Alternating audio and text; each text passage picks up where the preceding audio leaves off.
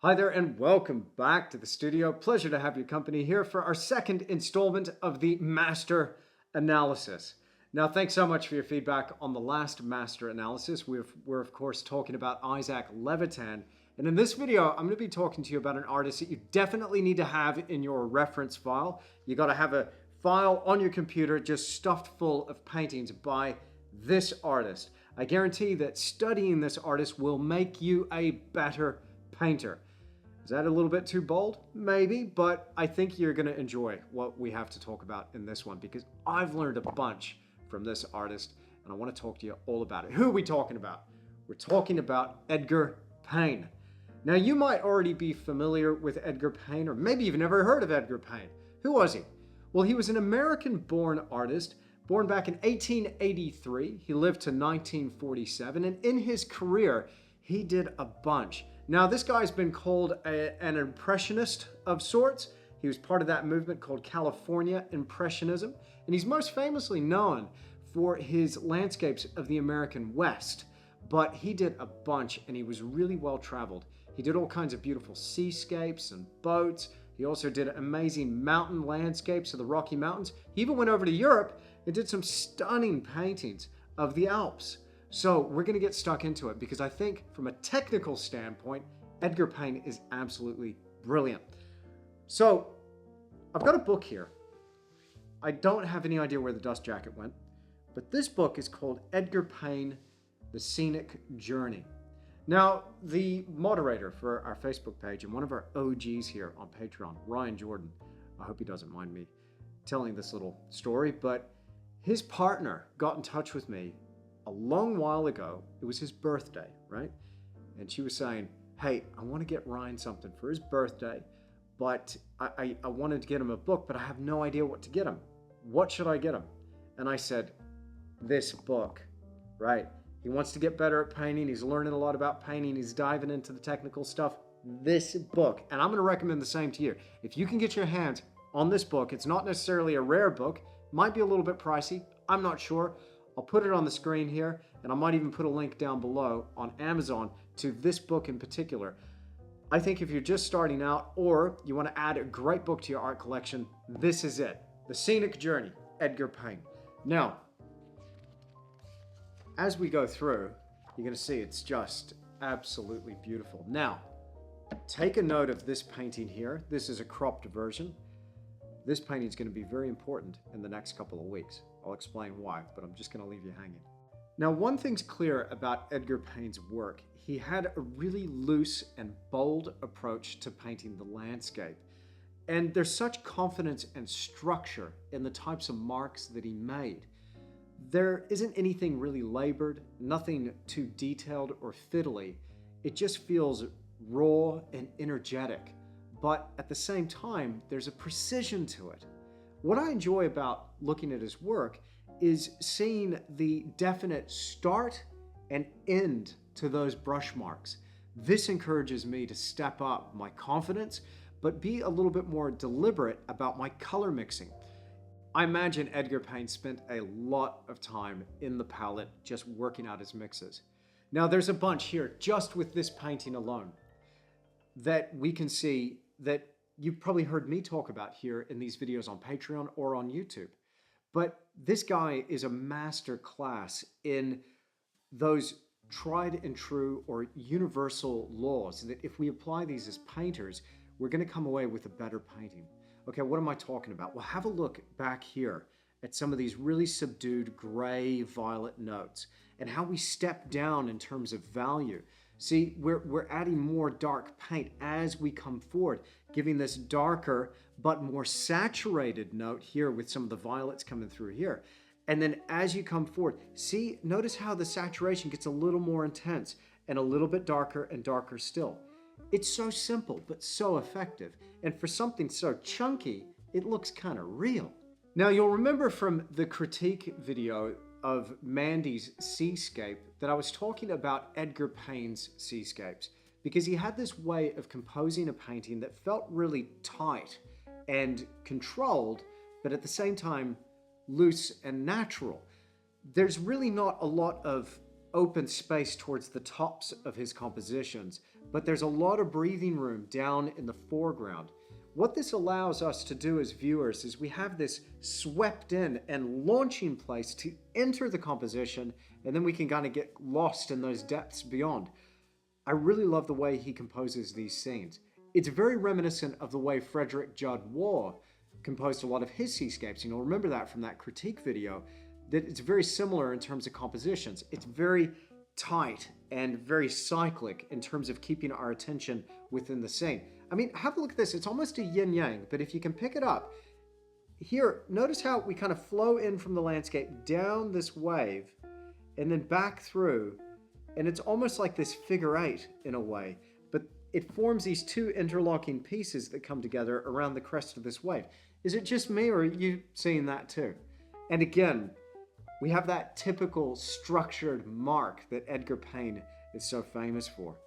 Now, I love his scenes of the American West because it looks a lot like a landscape that's just been boiled down to the concentrated essential sauce, right?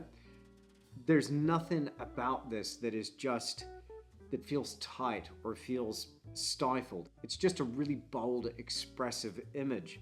He's reduced little fiddly areas that might trip up a lot of painters into just broad, flat pieces of color. But when they interlock together, it totally works. Again, the depth is here. I love his use of color, but again, what wins out for me is that mark that he's making. Now, we're going to spend a little bit of time here in this book, but we're also going to be looking on the computer screen in just a minute. But I like seeing some of these photographs, these old black and white photographs of Edgar Payne in his early years. There he is with his palette and his partner, Elsie. What I get really excited about is seeing the preparatory work that an artist goes through. This shows me that I'm kind of on the right track by starting off in the sketchbook. I'm sure you'd feel that way too. I mean, here we can see one of the greats, Edgar Payne, starts off in the sketchbook. Here he is designing his compositions. In fact, Payne was a bit of a teacher, and he wrote a book called The Composition of Outdoor Painting. Now, I don't have that book in my collection, but my buddy Samuel Earp certainly does, and he loves that thing, and he takes it with him on plein air painting. And I think it's made Sam a much better artist. I mean, Sam's got mad skills as it is, but his compositions are on point because he keeps flicking through that book and seeing what Edgar Payne got up to out in the field. Now, when it comes to mixing greens, it's a bit of a struggle in landscape painting, to be honest. But there's something really lovely about this painting and the way these greens are more saturated towards the bottom section of this piece. See, I'm not only telling you to do this, I'm trying to do it in my own paintings, but I see greats like Edgar Payne doing this as well. Again, it's just so nice when you see a master do it really, really well. It's an increase in the intensity, the saturation, an increase in the amount of yellow that's in that green. A combination that I use commonly right in the immediate foreground is phthalo green and cadmium lemon. I'm not too sure what was on Payne's palette, but here you can definitely see he's got that punch and that intensity. But notice how much hazier it gets and how much more faded out it gets as we go back towards the hill. There's not that much depth here in terms of visual space, but enough that he steps it down and we get this lovely depth. And that's also given by the transition of tones, or that variation in his value structure. So here, much darker values in the immediate foreground, and then much lighter back there in the background when it comes to those shadows. So when you couple those two things together, along with the drawing, right? The drawing's got to be on point with your sense of perspective. That's a 1, 2, 3 punch to create depth in a landscape. This one over here even has it going on as well. There's another one of his pencil drawings. I just love his pencil work. It's almost as bold and expressive as his paintings.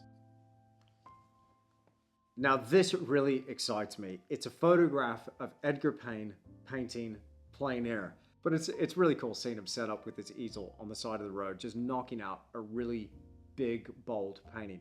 What can we tell about this image from his practice? I mean, it's just a still, right? But there's a couple of things about this image that I find really interesting. First, check out the size of the painting that he's working on. That's pretty impressive. That's got to be at least 20 by 24. I'm going to guess it might be even a little bit bigger. And then look at the brush. But notice how he's holding the brush. He's not on the brush like this with an underhand grip. No, he's almost grabbing it with an overhand grip. He is grabbing it with an overhand grip, and he's approaching the canvas like this. Now, I'm not sure if he went right the way around the painting with that technique, but that would be a way to loosen up for sure. You wouldn't have that fine motor skill of the fingers if you're grabbing it like this. So that would force you to loosen up, and I bet it forced him to make bold, expressive marks. In case in point, look at this image here. Look how chunky this brushwork is.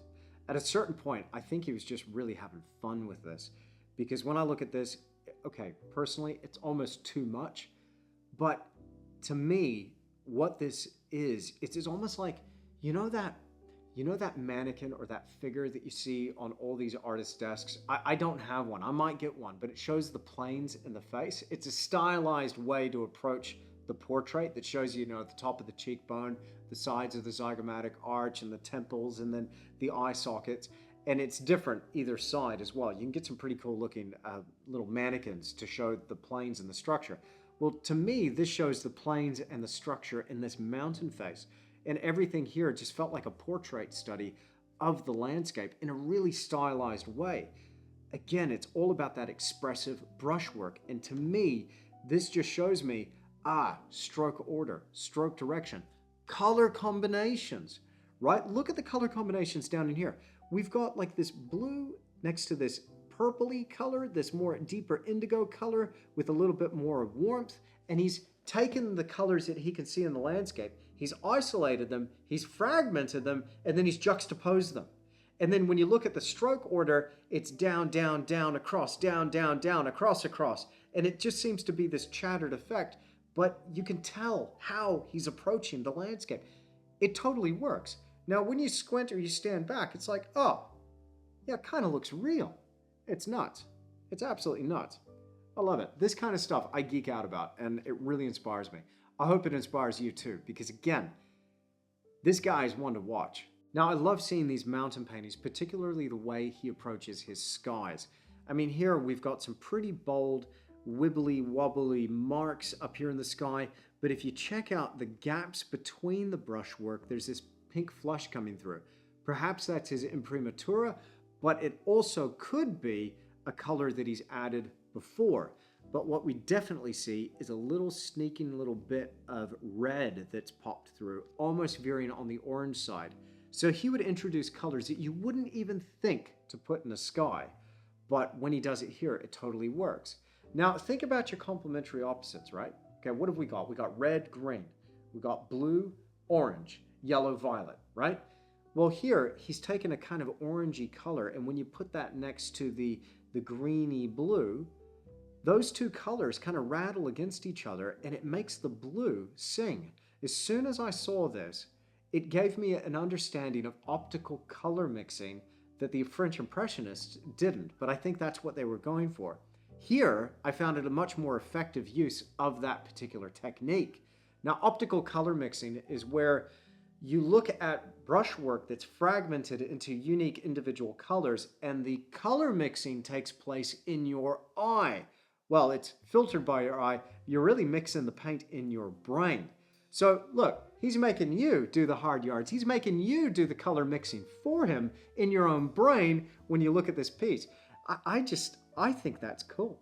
I think it's cool. I think it's kind of cheeky that he hijacks our brain like that, but I think it's really cool because when you see it, you're like, oh, fire, why?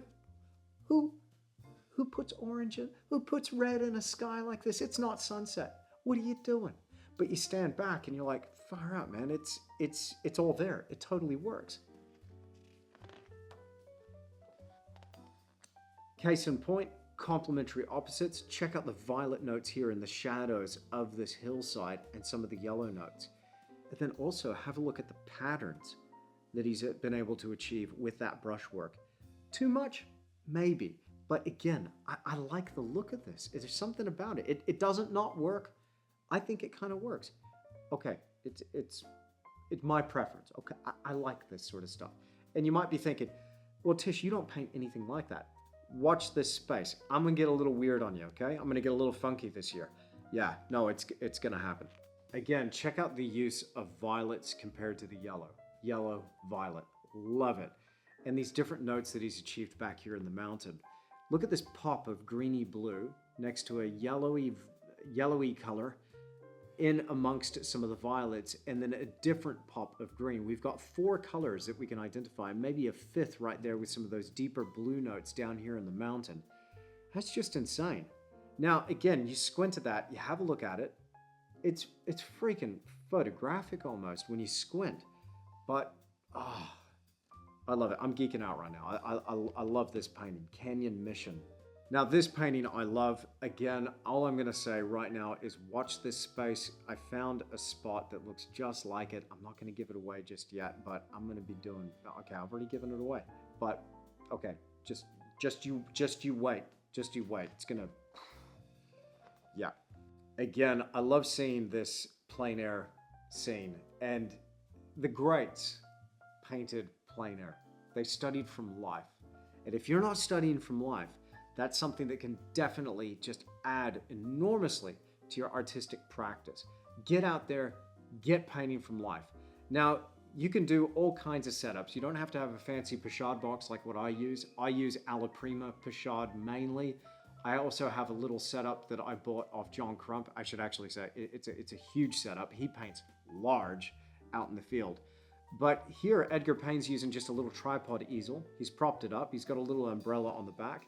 But it's just so cool seeing him in action. And again, his technique, you can't really tell much about it from looking at this, but I can get a sense of the scale that he's working and how big those brushes must be to cover that amount of area and do any good with the light that shifts pretty quickly.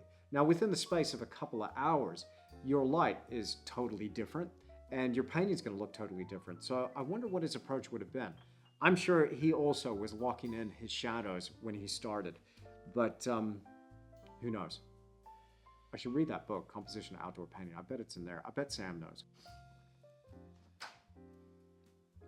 This painting here blows my mind. It's impressionistic. It almost feels pointillistic, right? Pointillism, Seurat, you know, the French impressionist dude who painted with tiny little dots of color. It's kind of like that in a way, but this one painting taught me so much about color theory when it comes to landscapes.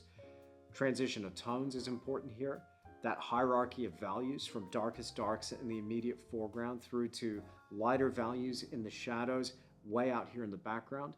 But what we were talking about before with the different combinations of blue in the sky, have a look up here. Right here, he's got pink, orange, and red, right next to something that looks like a cobalt teal, probably cerulean blue, mixed with maybe some Prussian, but I'm guessing it might have been ultramarine and maybe even cobalt. I mean, I could probably achieve that with some cobalt and some ultramarine, definitely cobalt teal. But look at those little pops of red showing up here and there throughout the sky. It's totally counterintuitive, but it works. It works. Why? It shouldn't, but it does. Now, blue looks really blue when it's in the presence of its opposite, and that same goes for all the other colors. They look really intense and almost vibrate when they're in the presence of their opposite. So here, you even see how he's carried that technique into the face of the mountain. We've got a whole bunch of different little colors, fragmented. But the other thing I really like about this is how he's got the canvas showing through. Now, if you can make it out, you can see little gaps in the brushwork here and there, and there's a little hint of a color coming through these gaps. And I think it looks like raw umber, maybe even burnt umber rubbed back. It's cool getting a little glimpse at how he structured these paintings. I don't think he took a layered approach. I think these are all painted direct, wet in wet, or alla prima. And I imagine for a painting like this, 43 by 43 inches, he probably could have knocked it out in one sitting. Now, you might have seen me geek out about these 2 pages before. I have featured this in a video in the past. But what I love here is seeing his notes from the book Composition of Outdoor Painting. Now, what's he done here? Well, he's done a breakdown of different artists and the different compositional structures that they use. And you might even recognize some of these names. Here we have Frank Brangwyn with the circle or pattern. right? We've talked about Frank Brangwyn in the past with some of the critique videos. Here we've got Courbet, diagonal line. Now you know Gustave Courbet. Constable, of course. How could we forget Constable? He's one of the greats. In fact, that's where I originally got that burnt sienna imprimatura from, because I saw an area in one of his paintings that was left bare. It was a grouping of trees, and that bare canvas was showing through. At first glance, I thought it was an autumn scene, but then as I looked at it, I thought, oh, far out, he just never got to that bit. We've got a Manet here with a steelyard composition, or sometimes referred to as a balancing scale. But the one that really excites me is way down here. We've got Hans Huyssen. That is so cool. That is so cool that Huyssen was on Edgar Payne's radar. And maybe even Edgar Payne was on Huyssen's radar. They would have been around at the same time. That is a really neat thought. I really love here how he's talking about value. Now, Payne was a master of value. And this even reminds me a lot of Theodore Kautsky's work. Now, if you haven't got Ted Kautsky's book on pencil techniques or ways with watercolor, I really recommend getting that book too. In fact, I'll put a link to that in the description down below. He's got a lot of thoughts on and processes and techniques on composition, but in terms of light and dark and mass and value and just planning your compositions. This told me a whole bunch about designing my thumbnails for my compositions, and we've talked about that a bunch here on Patreon recently. This looks quite promising. All the paintable things in Europe. Payne's European Art and Travels, 1922 to 1924, and then 1928. Oh, come on. Look at this. Alpine Village, Switzerland. That pointillism, that impressionism. And maybe the impressionists rubbed off on him. He would have been exposed to that work for sure. Check out some of the depth of tone here. We've got tonal variation, not just color variation in the sky. To me, the sky really illustrates his approach to painting. But then again, that technique's carried through those mountains all the way to the foreground. I just love it. And I love here how we've got a little bit of a slope and a direction to some of these marks. He wasn't just using one type of approach over and over again. They're all chunky marks, of course, but there's a lean, there's a slope to these. And in some of the other ones, you can see it's very deliberately vertical or horizontal. But here, I think this works really well. I mean, look at that almost maroon color. And as soon as it's against the teal color, or cerulean blue, I'm guessing he used, it just has this nice little pop, right? So the greenness of that cerulean reacts really nice to the redness of that maroon, whatever color that is. But I imagine you might have been using a permanent crimson mixed with ultramarine, probably. It gave a nice earthy type purple. Oh, it's just beautiful. I love his paintings of Mont Blanc. And here, this is just such a simple composition. Now, one thing that Edgar Payne really inspires me to do in terms of composition is just simplify. I have the tendency to throw everything into a painting and the kitchen sink, but here he's just simplified it. He's boiled it down to what's essential. And that's incredible. It totally works. There's nothing missing, but here you just focus on what's important. And I just love the turn and the form, and how he's got this beautiful reflected light back on the backside of that snow. So we're reflecting a little bit of ambient light, but also light from this opposing slope here. And look at the colors here. Again, he's got that cerulean coming through and a lighter version of that magenta color. Very nice. Very, very nice indeed. And of course, our fractured approach again with the sky. I love this spread here. I love his paintings of sailboats, tuna boats, sardine boats. They're just so beautiful, so elegant, so simple. You might have seen I've been collecting a few little model ships here and there and a few little boats. But I love it. Here he's got a bit of photographic reference, of course. But he's been studying the boats. You can see he's done a little bit of a sketch here. He's trying to work out the rigging and some various components to the ships. And I love that. I love seeing an artist's thought process and just what goes into a painting. He's not just seeking to paint a pretty picture. It's almost like he wants to understand. And that's what I want to do as an artist. I want to understand what it is I'm painting. Now, invariably, because I'm doing so many different things, there might be details that I miss, but that's the intent anyway, is to really become a full bottle on the subject before you paint it. I love this painting as well. Look at the fractured marks in that sky. Just stunning. It's neat, again, seeing pictures like this, because we can see he's got everything that he needs to make a painting and he's carrying it with him. With the exception of maybe a canvas, but maybe he's working smaller in this instance. He did work small too, but it's just cool to see him taking all of his tools up the mountain to paint from life. That's just awesome. I love this image as well, because here we can clearly see so much about how he worked. This tells us a lot. What we have here is the initial drawing. Now, there's a couple of ways he could have gone about this. He could have used charcoal, or he could have used just the paintbrush.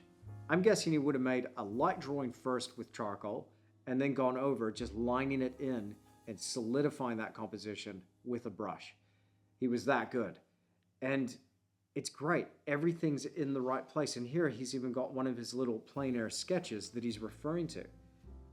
What I love about these guys is they weren't relying on that photographic reference. I mean, now we've got amazing references. We've got access to all kinds of imaging equipment.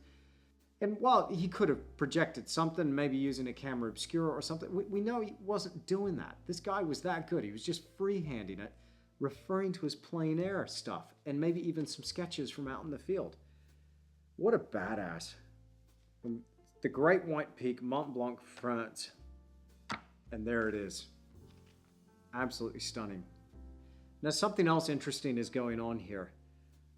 You can see stroke order, stroke direction as a way of defining form. So contouring with the slopes. That's pretty gnarly. I mean, look, the guy just doesn't give a damn. Look up in here. That is bold. That is... And normally this type of work, I just wouldn't get into it. But it's Edgar Payne. I'm not worshiping a name here, but there's something about the way he did this that just totally works. He gets away with it. I can see what he's getting at. It's almost becoming like a symbol or a little bit of a call out to other painters. I heard this back in my university days. Oh, so-and-so is a painter's painter. Kind of saying that you could only appreciate this particular artist if you were also a painter. Maybe that's the case here. As a painter, I really appreciate this because I can just see so much about it from a technical standpoint. I don't know. Let me know what you think in those comments down below. But this painting really has some great stuff. Now, again, look down here in the foreground. We've got this intense dark green with these intense electric pops of red showing through. Just amazing. So Payne would have had access to a few photographs here and there, for sure. But I love seeing that. He's got a little ship model there. And he's using his reference, his model, and he's making some sketches, and he's thinking. Very, very cool. His pencil technique is just amazing. Now, Edgar Payne's probably best known for his landscapes of the American West, and he did a bunch of them, and they are absolutely superb.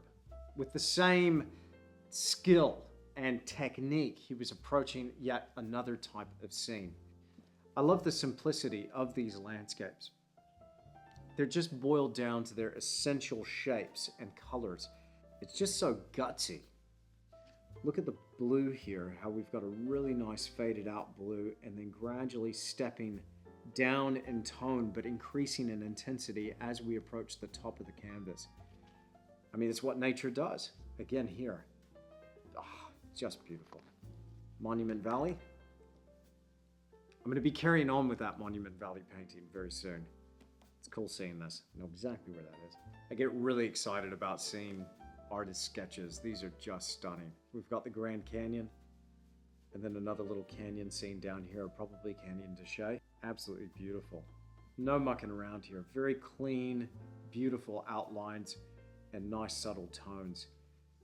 And he's right-handed. You can see that hatching technique there. So there you have it. That's the book on Edgar Payne. I really recommend you get on your shelf. It will teach you so much about painting. But there's yet another resource. If you don't get this book, there's another place that you can find some really high-res images of Edgar Payne's work.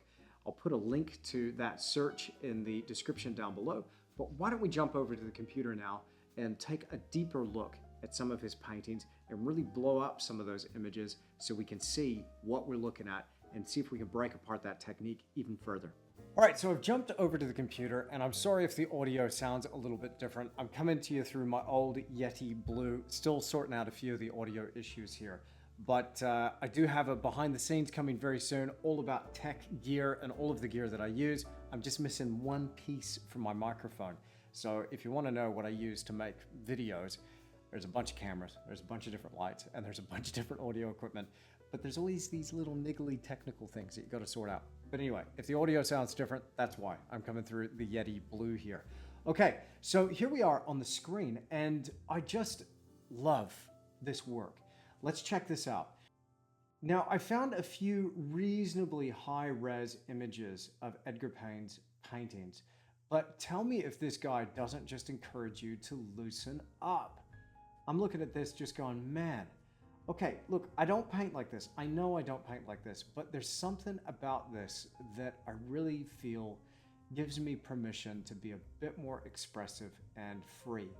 I love this composition as well. It's so simple, it's so elegant, yet it's so dynamic and energetic. There's really not a lot going on, and I think simplicity is the key to Edgar Payne's work. And here, I just love this painting of the sailboat. But look at his choice of color. Let's have a look at this sky. Now, come on, would you think to put these colors together in a blue sky? Let's have a look here. Now, we're really getting up close and detailed here with this pointillist technique. Here we've got green and purple and blue, and I see a little hint of the imprimatura coming through. It's starting to pixelate a bunch, but this area right here, if I can hover my mouse over that, if my mouse is showing up on the screen recording, right there, there seems to be a little bit of pale burnt umber or raw umber coming through. I love how everything starts to shift towards violet as it comes down in the composition towards that horizon line.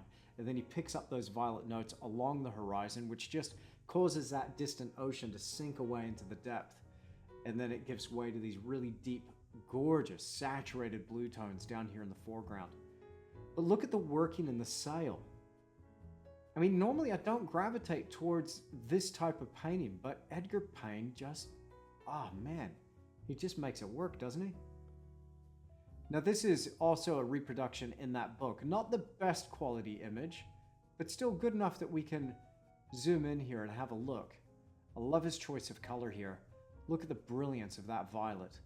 And then getting so much more darker in tone and much more saturated. Look at these little intense notes of color. This guy will teach you a lot about color.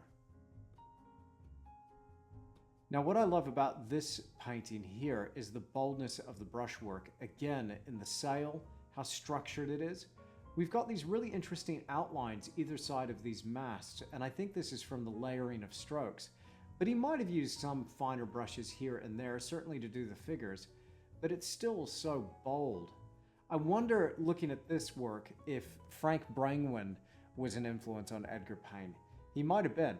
Again, we know that Brangwyn made it into Edgar Payne's book on the composition of outdoor painting. Now, Brangwyn had big, bold shapes in his compositions with very sharp outlines, almost like they were graphic symbols of features in the landscape, buildings, clouds, and such.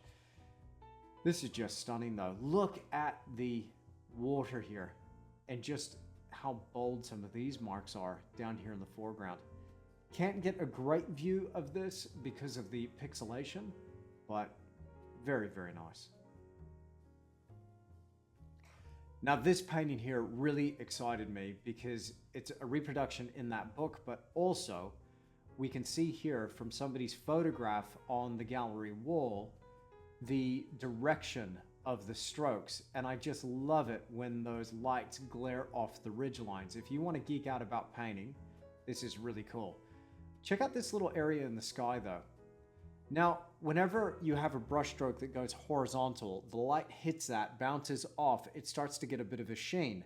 But as soon as you reorient your brush and then draw that brush vertically downwards, it forms a little vertical stripe and it goes much darker. And here we can see a whole bunch of horizontal stripes, followed by a few little chattered vertical marks.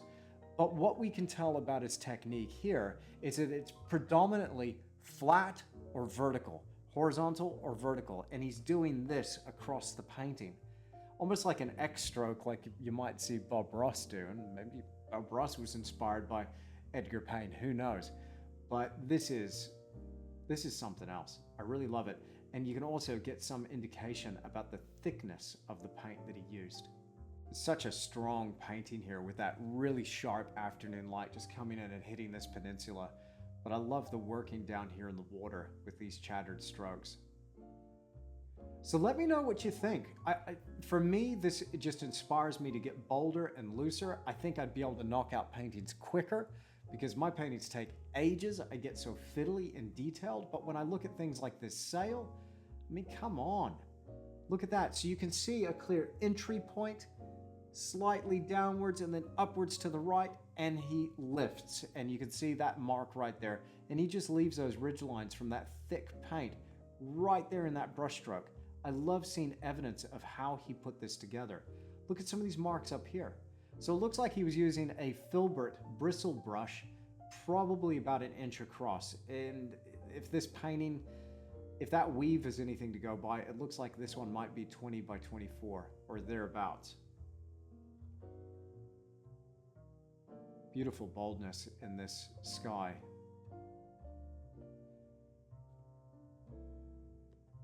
Now this painting's really cool, right? Remember when I was talking to you about that fragmented color in the mountains? All right, let's zoom in and have a look at this and see if we can see what's going on at a closer look. I mean, come on, try and make sense of that, right? We've got violet, we've got red, we've got that maroon color, and we've got a little bit of that imprimatura sneaking through, so that's the tonal wash on the canvas. It's bold. It shouldn't work, but it does.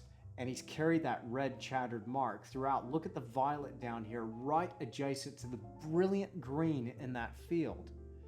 And those two colors together, they're just going, they're just rattling off one another, and it makes a really dynamic, rich painting.